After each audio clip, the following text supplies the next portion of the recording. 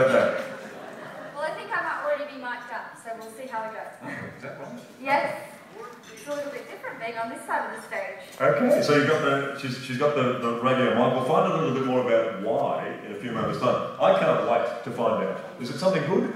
Oh, I think it's good. Yeah, good. Now, you're no stranger, actually, to this whole Rose environment. You've been here many times, haven't you, with the family? Yes, I've made it to the ball for the last few years now. I've had friends enter the quest in the past, so it's been great to come and support them.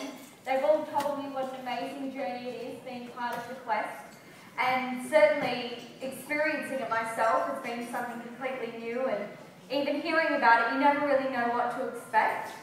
But it's been a fantastic journey, and I feel like I've learnt so much throughout it. What took you so long to get up here? Well, life. You know, you've got things on, but this was the perfect year for me. So here I am, and I'm giving it my best shot this year. I think it is a transition going from down there to up here. You know, it's a very great move. So good on you, very exhilarating to be up here. So, and you've got a big Irish family, as we can hear out there. Every time you say something, there's thunderous applause. In fact, your mum was at 17 kids? Yes, she was one of 17. Both of my parents come from County Kilkenny. They came here with my sister just before I was born, but I think at the last count I had over 30 cousins, so it would be amazing to go back and see them, and even better to visit representing South Australia as a Rose. Fantastic. Yeah, you have to sort of stack the judging panel too. That's the sort of numbers you could work in your favour, couldn't you? Yeah. Most of my extended family live in Ireland, so here tonight I've got a huge amount of family and friends supporting me, which is great, but it'd be great to go over there and be supported by my extended family as well. It certainly would.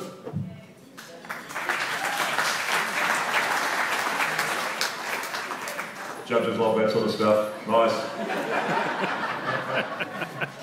Now, you, like the rest of us, have a bit of a keen eye on Lisa's work down there trying to build a hospital, because eventually you're going to be working there, aren't you?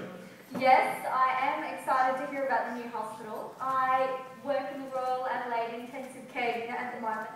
I've been working in the intensive care unit for about a year now, and I really feel so lucky to work in such an acute area so early in my nursing career. And it's a really exciting place to work, and I'm really passionate about it. It's very dynamic and it can change so quickly, and you really have to be able to think on your feet and make decisions under pressure. So it's something that I've become very excited about, and at the moment I'm doing a cardiac monitoring course, and in the next couple of years I hope to be doing my grad dip in critical care nursing.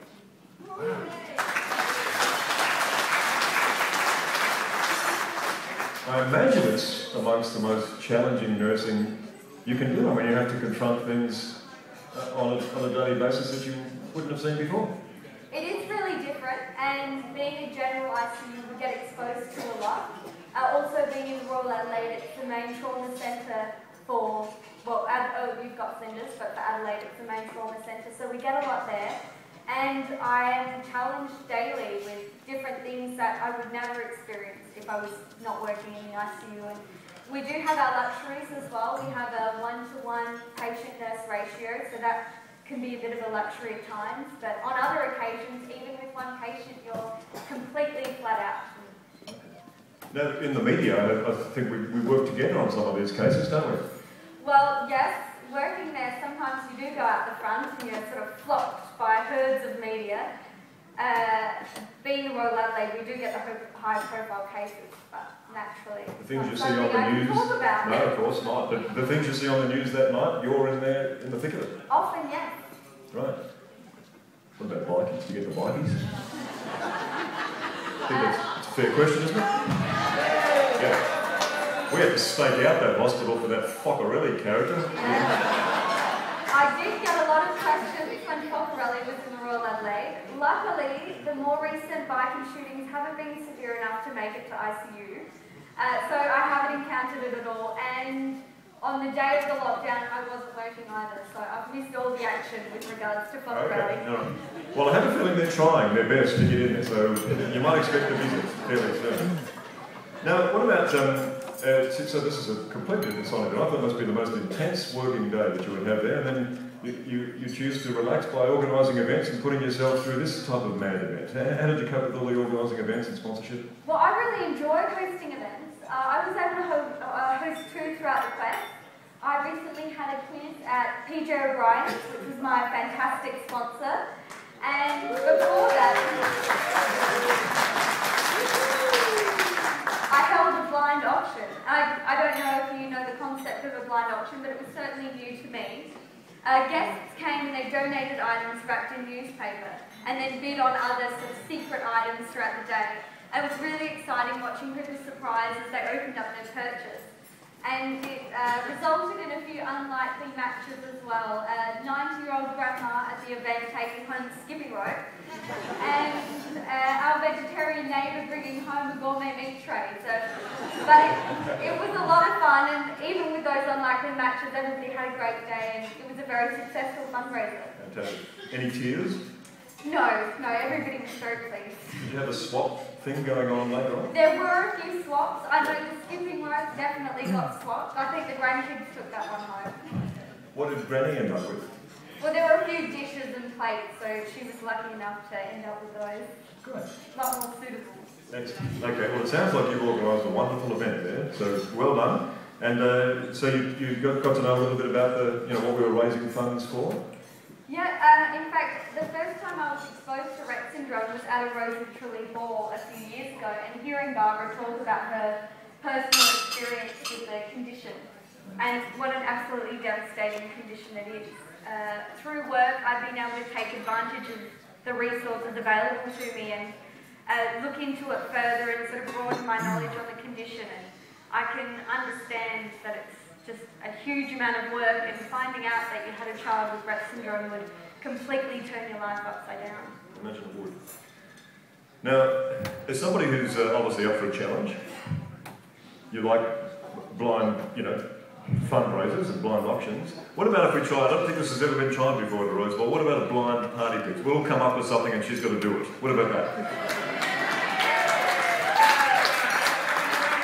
I'm hoping what I've got organised is exciting enough as it is without being blindfolded. Yes, that was a little Rose joke, I'm afraid, ladies and gentlemen. But what we do have is a little surprise, and this gets back to the reason that you're mic'd up. Yes, magic has become a new endeavour of mine, and it's just one of the many skills I've been able to develop while doing the Rose Quest. I'm not a professional magician, so I'll just hold my breath and hope that it works without any hiccups. But if you would be so inclined, if you could be my volunteer for a couple of tricks. I would be honoured, and I suppose I should say the obvious first of all, that of course the Rose Ball is always filled with magic, but this will be a very special time. I don't think we've seen magic tricks before, so this is going to be game. Good luck. Thank you.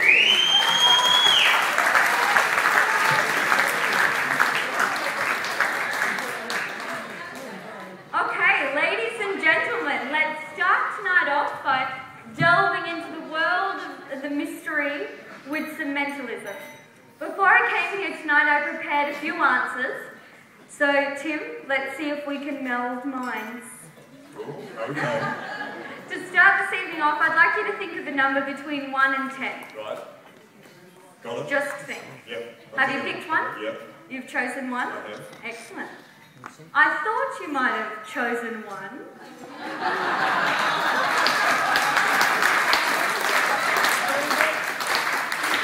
How did she do that?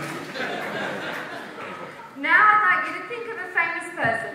Any famous person, TV star, movie star, politician, whoever you like. Being the Rose Trulley Ball one has come straight to mind. Who have you picked? Michael Jackson. Michael Jackson? Isn't that funny? Because before I came here tonight, I put a photo of Michael Jackson in this envelope. As a baby!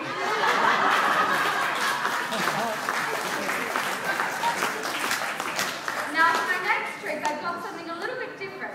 I have here a card with 4 dots on it. And on the other side, there's 1 dot. And on the other side, there's 6 dots.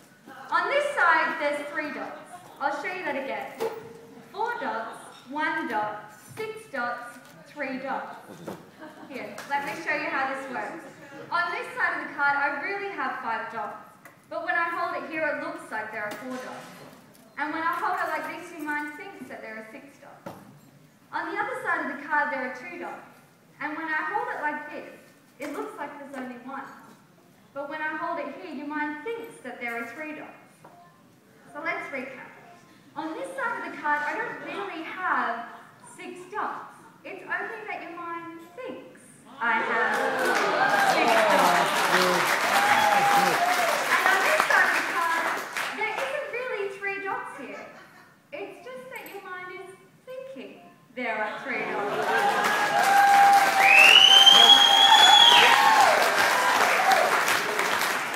And on this side, I don't know what you're thinking.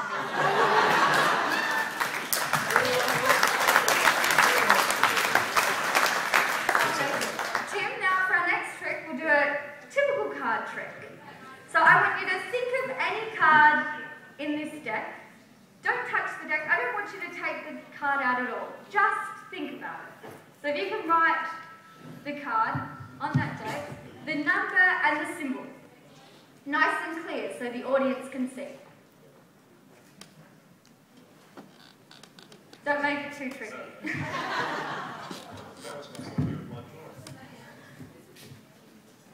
Okay. Okay, now I'll pick your card out of the deck. So you hold on to the piece of paper. Now I don't need the box. There's nothing written on the box there, if that's what you're thinking. Are you thinking really hard about this? Okay.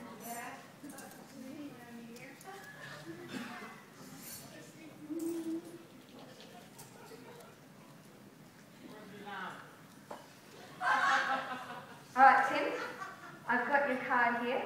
So you please announce to the audience the card that you wrote down. What's that? That's magic. Was that you? Is that your voice? It's the 7 of clubs. And here I have the 7 of clubs.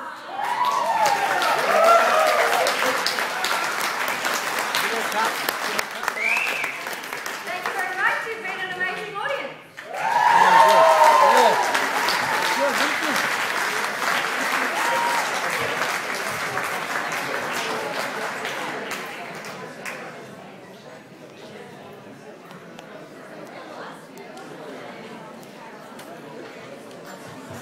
Wow, that was magic. I should put some money on that.